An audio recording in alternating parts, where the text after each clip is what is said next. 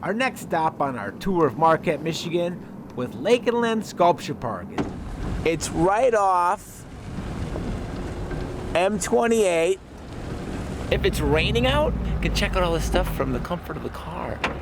I'd love to talk to the guy that did all this stuff. You can drive through it, or just get out here on a nice day and take a walk. But there's all these sculptures. It pays tribute to September 11th. Sky and I are checking out all the sculptures.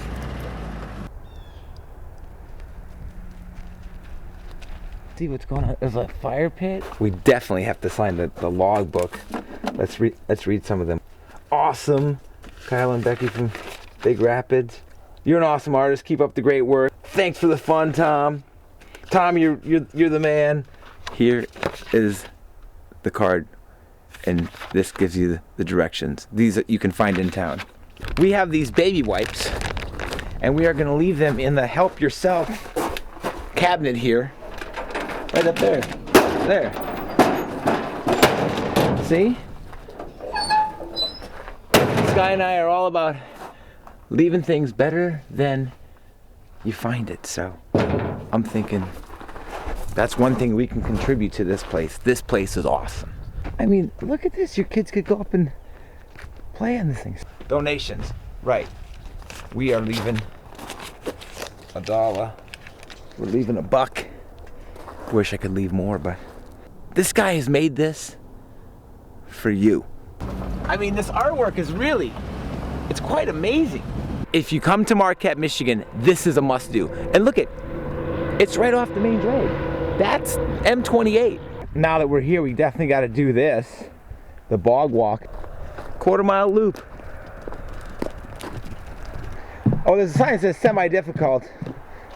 I thought it was going to be a lot more difficult than this. How cool is this? This place is awesome. Right off the main drag, you can hear the traffic. Oh, somebody fell in. Sky is having a really fun time. She loves this kind of stuff. Running around in the woods. Hey, crazy. Sky! Sky! Come here! Probably rolling in deer shit. Sky! Come!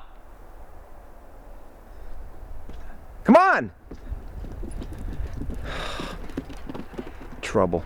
We're right off M28. You can't miss the place. There's a big green dinosaur, and you see the park. What an amazing, amazing thing from obviously an amazing guy. Stairs up and you're done with the bog walk. It's a drive-through sculpture park. I'm gonna try to call Tom right now. I'm gonna give him a call and see if we can talk to him. Don't go anywhere. But we're back to talk to Tom. I got in touch with the owner, creator, brains behind this amazing place. I started building it, well, it's been about 12, 14 years ago. I quit drinking. I needed something to do to keep out of the bar. Yeah. So I started building this junk, and this has kept me pretty busy. And every time I'd build something, I'd stick it out in front of my house. And that's 8 miles back, still in Chalkley Township. Okay. And I had about 10, 12 things out in front of my house, and the township hollered at me. They said they were going to give me a ticket if I didn't move it back where it couldn't be seen from the road, because it was considered a sign in a residential area. Okay. So I moved it back and kept building more, and next thing you know, my whole backyard's full of this junk. And that's when I thought, well, am I going to sell it, or what am I going to do with this stuff? You know, I mean, and I really didn't care to sell it. I make a living working construction, so this is just kind of a hobby. And I thought, well, I'd like to stick it out where people can see it. So I ended up calling everybody that owned property between Munising and Ishpeming, and this guy that had this cut all the big trees off of it. He didn't have any use for it, and said, yeah, I'll sell it. So I ended up mortgaging my house for another 100 years and bought this, and just kind of scattered everything out and been leaving it open and adding to it ever since. That was September of 2003. We went in Marquette where the ore dock is, the upper harbor where they load all the ore boats. Yeah. Every year they go through there and they'll take some plank off, the ones that are bad, you know, if they got a hole in them or rotted spot or something. Okay. And they'll rip up these plank, 24, 25 foot, 3-inch, 3x12 plank, you know. Okay. And them are just all the old ones that I got laying back in the swamp back there. People can come out here and just like play guitar and have a fire and just... Oh yeah, yeah. Well, the winter time is when it's really busy with the bonfire and stuff. I'm out here Friday, Saturday, and Sunday with a bonfire back at that lean-to there where the snowmobile trail is. Yeah.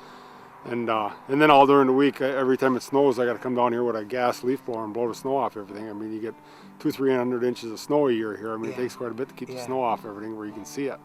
And a lot of times I'll come down here in middle of the week, and there's already snowmobilers here that got a fire going and cooking hot dogs and stuff. So it's just anybody wants to light a fire, and the weekends I got a fire going. And you've seen the logbook, people from all over the world that have been through here, and there's been no vandalism. I mean, nobody's littered or destroyed anything. I mean, the only problems I've had, and it's been about 8 or 10 different issues, is with them clowns running this township.